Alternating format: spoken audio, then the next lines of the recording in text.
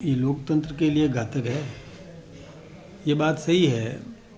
प्रधानमंत्री जी भाषण देने के लिए बिल्कुल आ भी गए थे सदन के अंदर, और उसी समय में कांग्रेस और अन्य विपक्षी दलों ने अपनी महिला सांसदों को भेज दिया, जबकि ये नियम विरुद्ध है कि जो वक्ता होता है, मान लो उस दिन जैसे प्रधानमंत्री जी वक्ता थे या कोई भी वक्ता होता है, उसके आसपास आकर के हल्ला मचाना, ये तो गलत बात है।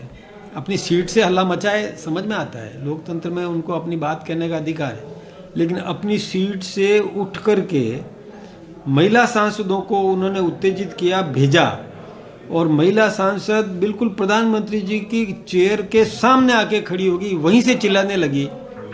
तो माइक तो वही है, उसी माइक से प्रधानमंत्री जी को बोलना है, और वो माइक के सामने आकर के चिल्लाए तो वही माइक पकड़ेगा, तो आवाज़ तो पहुंच नहीं सकती। उनको विरोध करना है, अपनी सीट से करते हैं, कोई दिक्कत नहीं है। अपनी सीट से करते तो प्रधानमंत्री जी अपना वक्तव्य आराम से दे देते, लेकिन विपक्ष की हठधर्मिता है।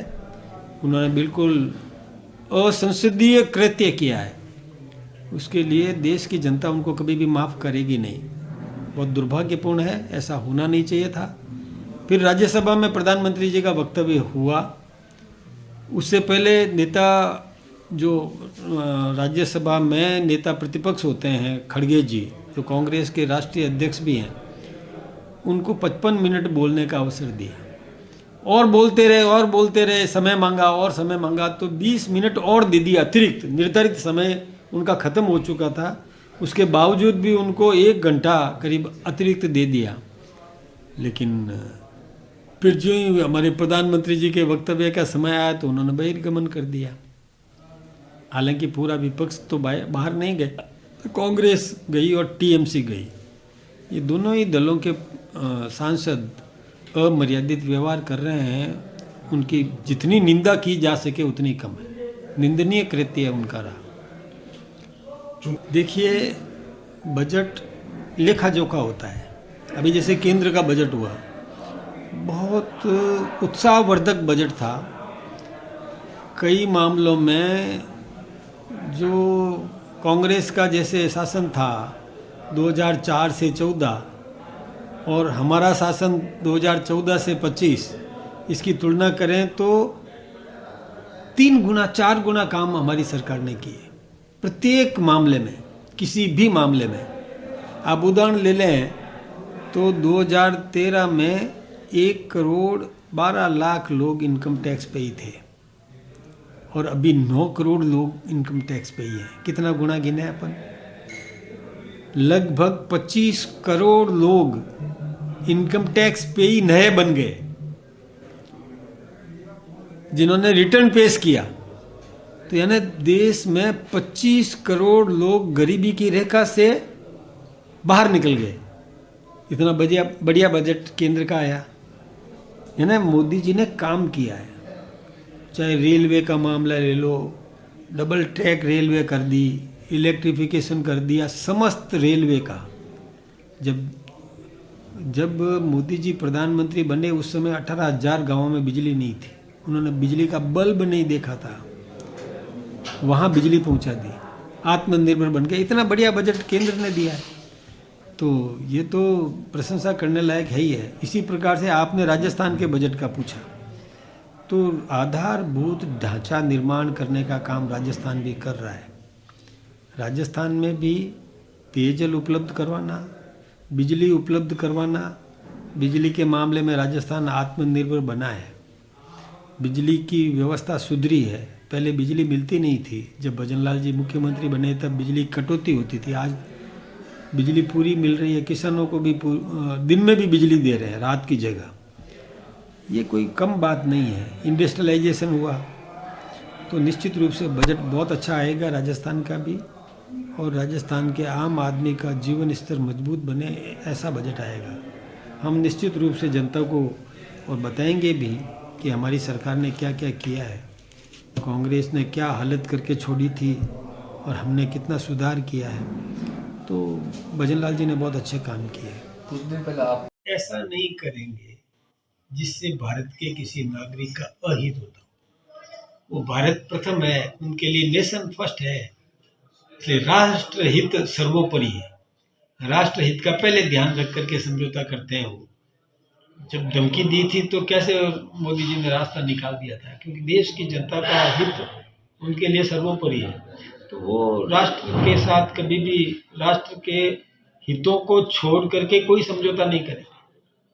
इसलिए उनको समझना चाहिए कि मोदी जी की गारंटी है, मोदी जी है इस समय देश के प्रधानमंत्री। सर, ट्रंप ने जो घोषणा की है उसके अनुसार जो किसानों का अहित होगा, दूध दही महंगा होगा और फसल उत्पादन में जो है कृषकों को जो है भूखे मरने की नौबत आ जाएगी। ये गलत कहते हैं, कतई नहीं, कतई संभव नहीं है। किसानों के हितों को ध्यान में रख करके ही उन्होंने पहले वो मतलब उनका वो समझौता नहीं होने दिया। अब भी जो समझौता हुआ है वो किसानों के हितों को ध्यान में रख करके ही किया गया। हमारा उत्पाद जाएगा, हमारा उत्पाद बिकेगा, हमारा उत्पाद उनको खरीदना पड़ेगा, तो उस पर टैरिफ घटाई है। तो कहाँ हमारा नुकसान हो रहा है? जब हमारा मक्खन जाएगा, दूध जाएगा, कोई भी जाएगा, तो उसमें हित हमारा है कि उनका है? और वहाँ से जो चीज़ आएगी उस पर जीरो किया है, तो उसमें मतलब समझ में नहीं आया हमारे हिंदुस्तानियों का नुकसान कहाँ है? हिंदुस्तानी नागरिक का नुकसान किस में है? कैसे कह सकते हैं? हमारा निर्यात बढ़ेगा। पहले 25% टैरिफ था और 25% वो एक अलग से वो और लगाते थे, वो पूरा का पूरा माफ़ कर दिया और 25 का 18 कर दिया। यानी यूँ समझो तो 50 से 18 हुआ।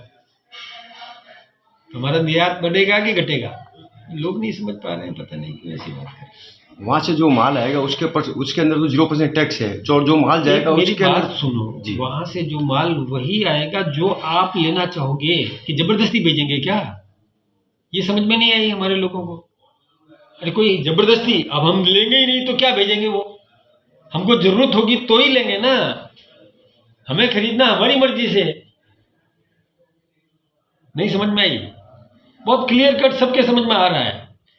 खरीदना तो खरीदार की इच्छा पर निर्भर करता है, बेचवाल की इच्छा पर खरीदार को मजबूर नहीं किया जा सकता है। हम निर्यात करेंगे, इससे तो हमको लाभ ही है। हम वही निर्यात करेंगे जो हम निर्यात कर सकते हैं, हमारे यहाँ उत्पादकता ज़्यादा है, वही निर्यात करेंगे और लेंगे भी वही जो जिसकी हमको ज़रूरत है। जो हमारे यहाँ कमी होगी वही तो लेंगे। जब हमारे यहाँ ऑलरेडी है तो हम बाहर से माल क्यों लेंगे? अपन जो है सर रूस की बजाय वेनेजुएला से तेल खरीद रहे हैं, इसी से देश का कितना हित होगा या अहित होगा? किसने कह दिया कि रूस से नहीं खरीदेंगे? ये कोई समझौता ऐसा नहीं है। इसका समझौता में ऐसा लिखा हुआ है कि रूस से तेल नहीं खरीदेंगे, नहीं, कहाँ ये गलत बढ़ा दिया जाएगा। गलत बोलते हैं। हिंदुस्तान है ये, यहाँ कोई बाध्य नहीं कर सकता है। मोदी जी का राज है यहाँ। नरेंद्र भाई मोदी जी को कोई बांध नहीं सकता, रोक नहीं सकता। उन्होंने तो स्वतंत्रता दिखाई है। अन्य देशों से भी उन्होंने किस प्रकार से और रास्ते निकाल दिए। ये गलत प्रचार कर रहे हैं, ऐसा नहीं है।